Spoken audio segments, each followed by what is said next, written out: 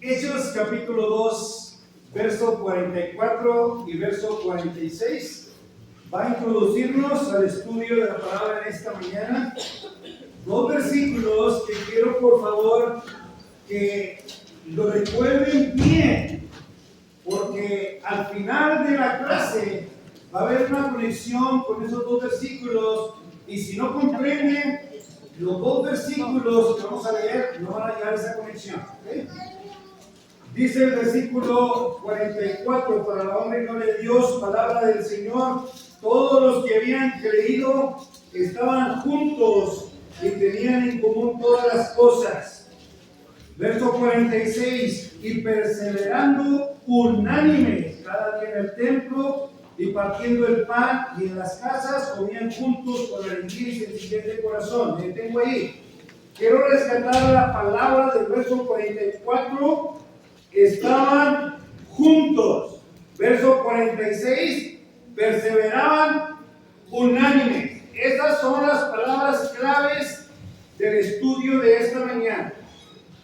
Para que nosotros logremos que sea posible estar juntos, dos personas, o poder convivir más de dos personas, quizás dos pueblos o dos naciones, es importante que tengamos algo en común.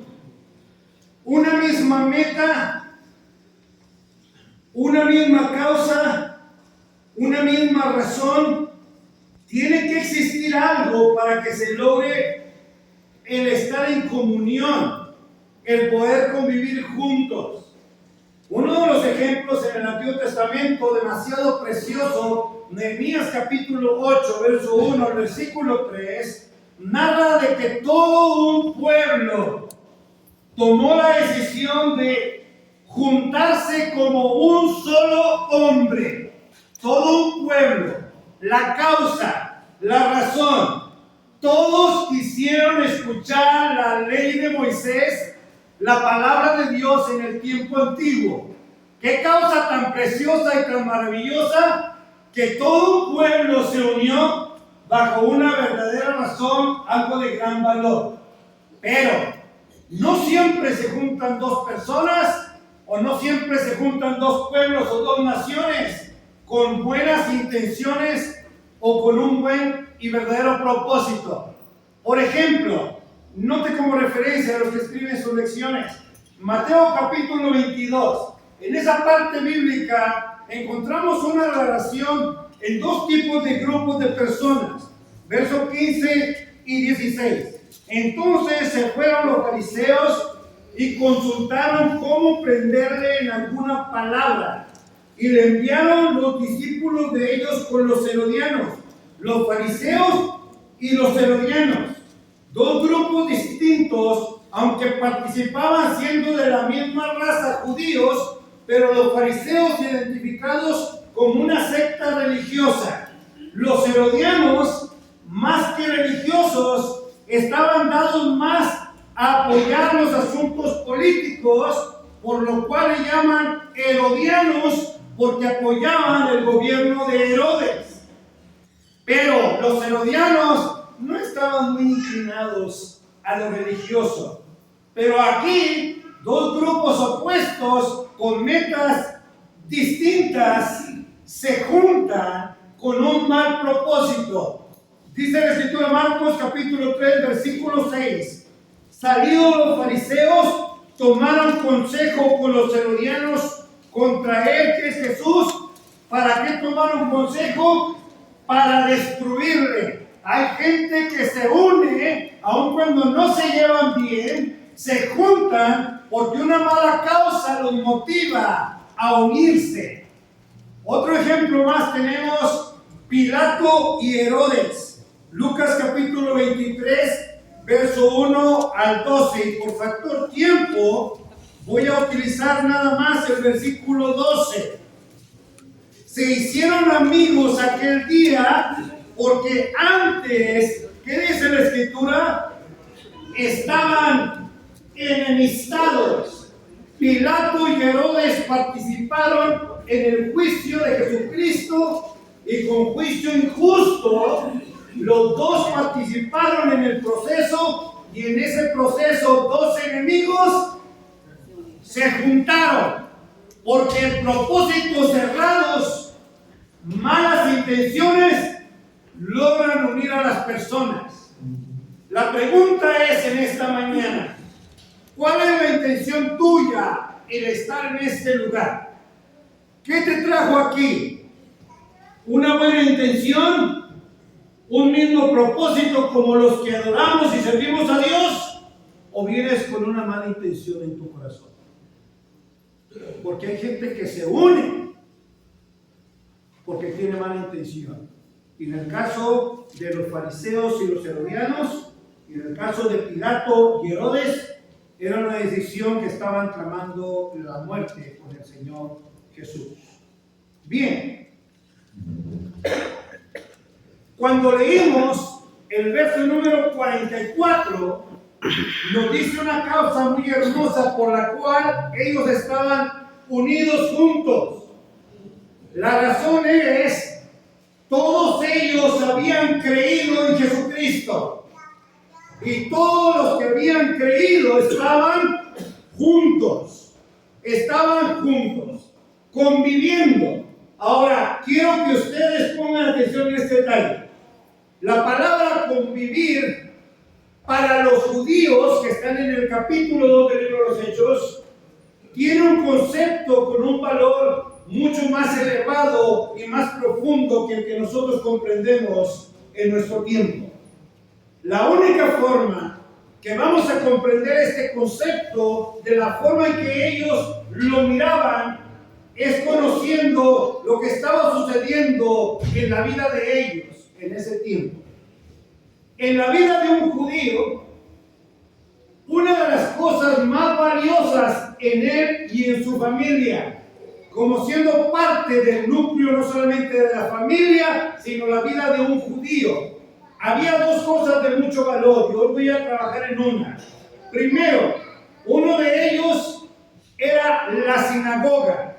Segundo, el templo. Y voy a trabajar mucho en el área de las sinagogas. Primero, ¿qué eran las sinagogas? Hechos capítulo 13, versículo 15. Era uno de los lugares de reunión más importantes para los judíos. Capítulo 15, verso 21 del libro de los Hechos. ¿Dónde se encontraban geográficamente las sinagogas y cuándo se reunían en ellas? Porque Moisés desde tiempos antiguos tiene en cada ciudad quien lo predique. ¿Dónde dice, hermanos? En las sinagogas. ¿Y cada cuándo es leído ahí el libro de Dios? Cada día de reposo. De manera que cuando Jesús comienza su ministerio, si ustedes recuerdan después que es bautizado, va hacia el desierto, termina la tentación, regresa, va a ciertas ciudades, comienza su ministerio y va a Galilea enseñando, y uno de los lugares donde entró a enseñar era en las sinagogas, porque allí era el lugar central para todo judío. De manera que nosotros debemos de recordar que el centro de la familia judía eran esos dos lugares físicos, sinagoga y templo. Pero quiero trabajar, hermanos, directamente en lo de las sinagogas, porque los hermanos me dijeron, tienen que predicar una clase pequeña. Voy a preparar al hermano Jorge, el hermano Díaz. Entonces voy a reducir la clase. Bien, pudiéramos cancelar los campos y la clase de hermano. Pero bien, note con atención lo que va a suceder en Juan capítulo 7, versículo 1. Los judíos están listos para celebrar una de sus fiestas, la de los tabernáculos. Levítico capítulo 23, los que les gusta leer a profundidad, pueden agarrar la información profunda de la fiesta de los tabernáculos. Deuteronomio capítulo 16, verso 13, donde escribe acerca de esto. En Judea, verso 1, los judíos procuraban matar a Jesús, pero no todos los judíos. Verso 32 y verso 45 dice quiénes. los principales sacerdotes y los fariseos. Pase al versículo 11. Buscaban los judíos en la fiesta, le buscaban a Jesús y decían: ¿dónde está aquel? Había gran murmullo acerca de él entre la multitud. Unos decían: es bueno. Otros decían: no, sino que engaña al pueblo. Note con atención verso 13. Pero ninguno hablaba abiertamente de él por miedo a los judíos o de los judíos. ¿Miedo a qué? La respuesta a esta situación la encontramos en Juan capítulo 9, donde se encuentra la narración de la sanidad de un hombre ciego. ¿Se acuerdan ustedes? Señor, ¿quién pecó? ¿Este o sus padres para que naciera ciego? Ni su padre ni este, sino para que la gloria de Dios se manifiesta en él, porque lo iba a sanar. Cuando es sanado, termina de que algunas gentes llevan a este hombre ciego sanado ante los fariseos. Ante los fariseos empiezan a cuestionarlo: ¿quién te sanó? Y ahí están batallando varias veces, no comprenden que Jesús. Entonces los fariseos dicen: llámenle al padre del ciego. Vienen los padres. Entonces le preguntan: ¿este es su hijo? Y dicen: sí. Entonces explíquenos cómo es que ve. Y ellos dijeron: ¿edad tiene? Pregúntenle a él. Y el versículo número 22, Juan 9, 22. Esto dijeron sus padres porque tenían miedo de los judíos, por cuanto los judíos habían acordado que si alguno confesase el nombre de Jesús como el Mesías, ¿qué iban a hacer los judíos con los judíos? Los vamos a expulsar de la sinagoga. ¿Y qué era la sinagoga para un judío? El centro, el núcleo de su familia y de su vida. ¿Cómo es posible que me van a echar a la sinagoga? Confiesa el nombre de Jesús y tú no tienes parte con nosotros. Este temor no solamente existía en la raza humilde pobre, por eso los papás de este ciego sanado dijeron: no decimos nada, pregúntale, ya está grandecito. Ya está grandecito. Ahora, entre la clase humilde hubo miedo, pero entre los ricos también hay miedo. ¿Se acuerdan ustedes quién pidió el cuerpo de Jesús para ponerlo en un sepulcro nuevo? José de Arimatea, Mateo capítulo 27, versículo 57, un hombre rico, había sido discípulo de Jesús. Juan 19, 38, después de esto, José de Arimatea, que era discípulo de Jesús, pero era discípulo, ¿cómo dice la escritura ahí, hermanos? ¿Cómo era discípulo de Jesús? Secretamente. Un hombre rico que se movía entre las autoridades religiosas. Dice: yo también creo, pero secretamente. ¿Por qué secretamente? Porque también tenía miedo. No solamente la clase humilde, no solamente los ricos, también entre los gobernantes, los que estaban entre ellos. Juan 12:42 menciona algunos de ellos. Con todo eso, aún de los gobernantes, muchos creyeron en él, pero a causa de los fariseos no lo confesaban. ¿Por qué razón? Para no ser expulsados de la sinagoga. Los humildes pobres en su clase, los ricos, los gobernantes entre ellos. Ahora ya comprendo la narración de Juan capítulo 3, verso 1, hermano. Hubo un hombre llamado Nicodemo, era fariseo, que vino a Jesús. ¿A qué hora vino? Por eso vino de noche, hermano. Porque tenía miedo a los judíos. Y cuando dijeron los fariseos, los hombres religiosos, a los soldados: ¿por qué no lo trajeron? Nunca hemos visto un hombre que habla con tal autoridad. Y estaba entre ellos también un hombre, aquel que fue de noche a Jesús, que se llamaba Nicodemo.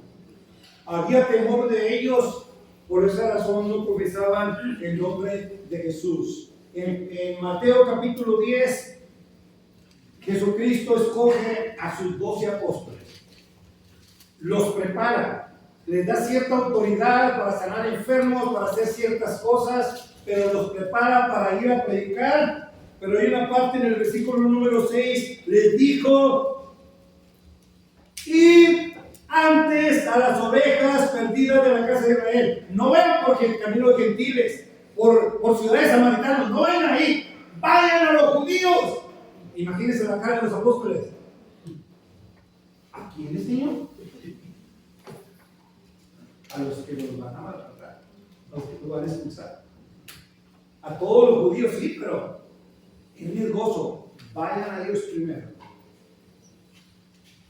El Señor los prepara, verso 17, note cómo los prepara. El mismo capítulo, Mateo 10, 17. Guárdense de los hombres, hermanos, tengan mucho cuidado, porque os entregarán a los concilios y no nomás los van a echar fuera de las sinagogas. ¿Qué les añade el Señor? Los van a azotar. No nomás es correrlos. Ahora empieza el maltrato físico. Los van a azotar y aún ante los gobernantes y reyes serán llevados por causa de mí para testimonio a ellos y a los gentiles. Verso 21. Noten ustedes cómo va aumentando la gravedad. Me echan de la sinagoga. Ya no solamente te van a echar de la sinagoga, ahora te van a maltratar. Los líderes religiosos. Aumenta lo más grave. Verso número 21. El hermano entregará a muerte al hermano, el padre al hijo, y los hijos se levantarán contra los padres y los harán morir. ¿Todo por qué? Por no confesar el nombre de Cristo. Ok, me van a echar de la sinagoga, ahora me van a maltratar, me van a golpear físicamente. Ahora dice, me van a llevar a muerte, no solamente me van a golpear. Y para lo más aumentar y hacerlo más grave, ¿quién es el que te va a entregar? Ok, vamos a suponer que entre la familia, no somos familia de sangre, nuestro hermano Elías y yo. El hermano Elías confiesa el nombre del Señor, yo soy judío. Pero ¿qué hiciste, Elías? ¿Qué hiciste, hermano? ¿No sabes las consecuencias que hay entre el pueblo? El ser expulsado no significa una mala experiencia en el día. No tienes parte en las reuniones que existen, en las reuniones del pueblo, en todas las festividades, o lo que se lleva ahí en la sinagoga, y te tengo que reportar, hermano. Te voy a reportar, yo mismo te voy a entregar, aparte de que no creo yo en ese Señor Jesús que tú creíste. No esperaba de ti.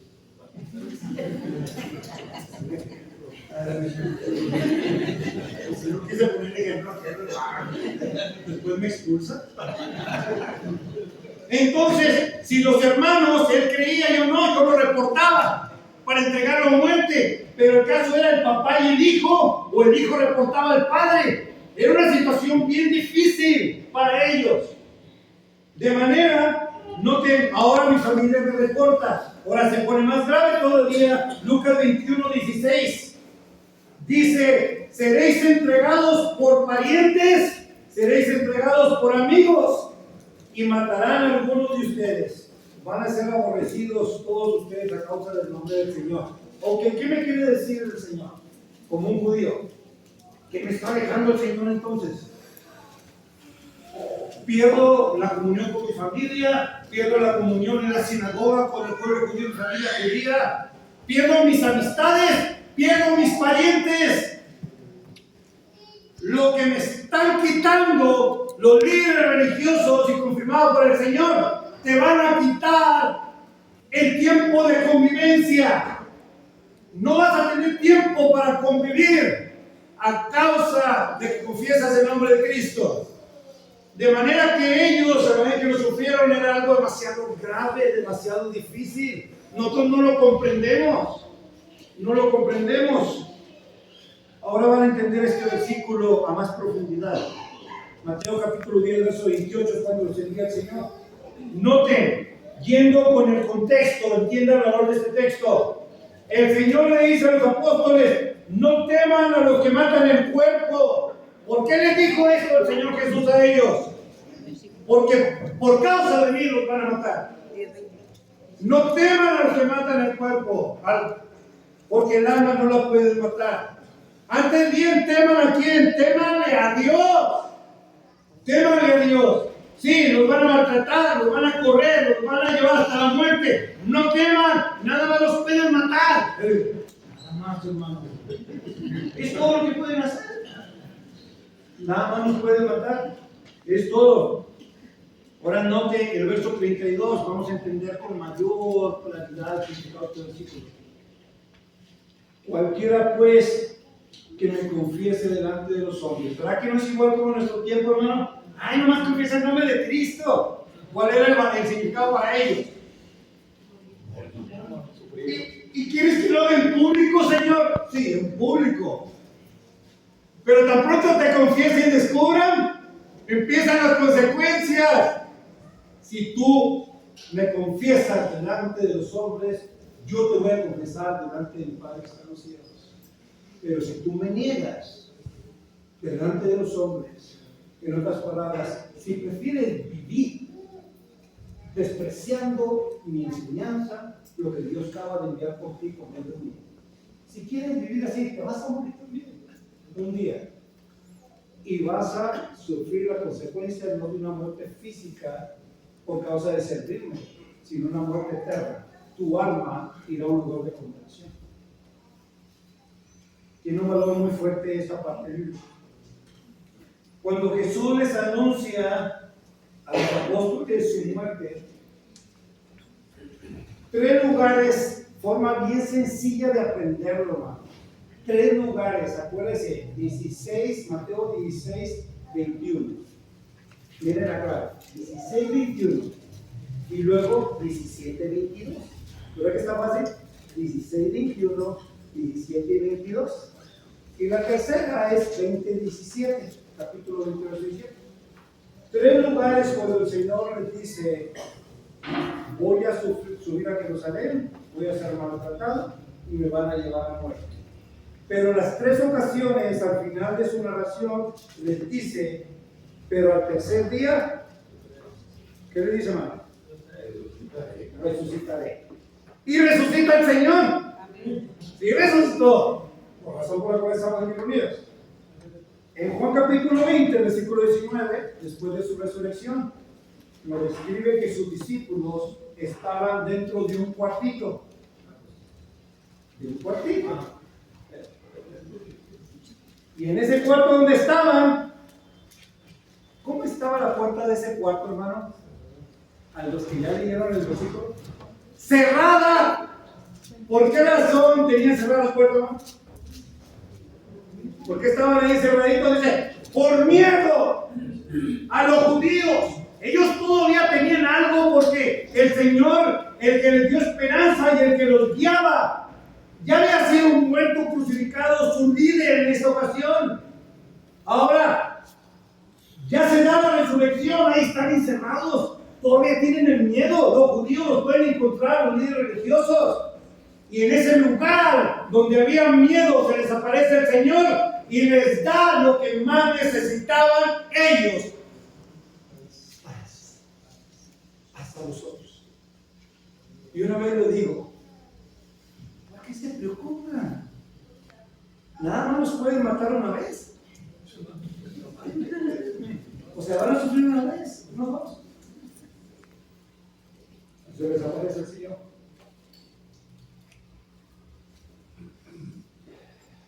Ser maltratados, expulsados, no solamente por el grupo religioso del cual eran parte de ellos, sino era bien grave, hermanos. La sociedad, su propia familia, sus parientes, sus amigos. Fue muy duro para ellos. Solo cuando llegamos a Hechos, en Hechos, en los versículos que leímos, versos 42, 44, 46, ahora traten de entender lo hermoso para ellos estar ahí reunidos con Dios, porque ellos no tuvieron esa oportunidad como nosotros.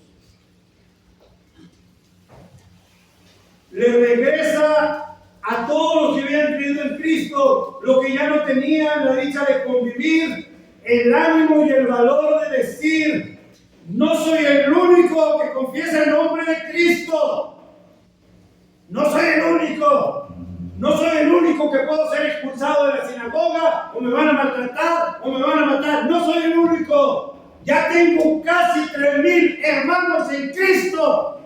que venga por todos nosotros y nos saquen hoy en esta hora, en esta mañana, por estar hablando en el nombre de nuestro Dios, por creer en Jesús, que nos saquen a todos y que nos ejecuten en esta mañana. Pero a mí, ¿por qué no? Estoy tratando de que vean el valor, hermanos.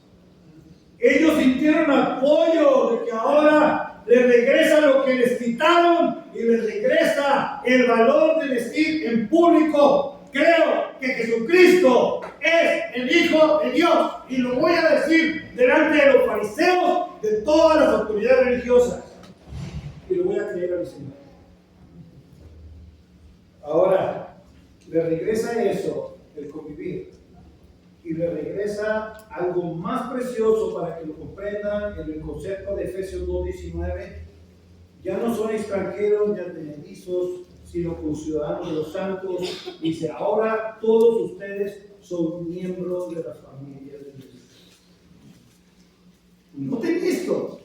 Yo ya no tenía familia por causa de conocer al nombre de Jesús. Me corrieron mis padres, salí huyendo, escapé, perdí a mis hijos, perdí a mi esposa, a mis parientes, mis amigos. Ya no tenía familia. Ahora dice el Señor, ahora es parte de la familia de Dios.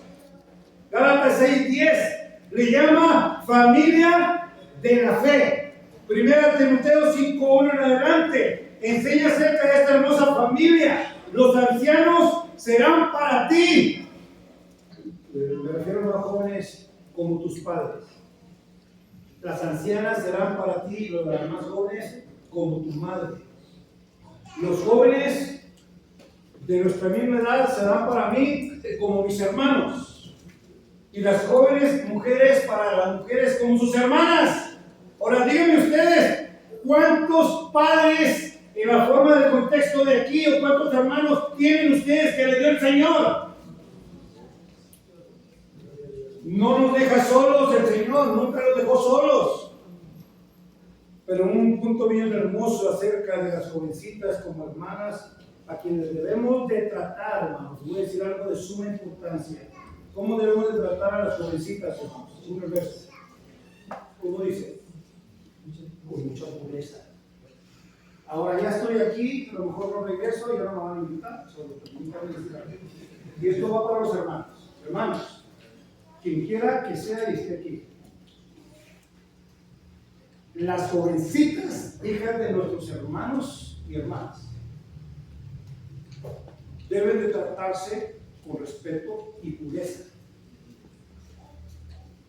Arrepiéntete si en algún momento has pensado algo corrupto, perverso en algunas de nuestras jovencitas. Porque ellas te ven a ti como un hermano en Cristo, como un padre en la fe. Respetemos a nuestras jovencitas.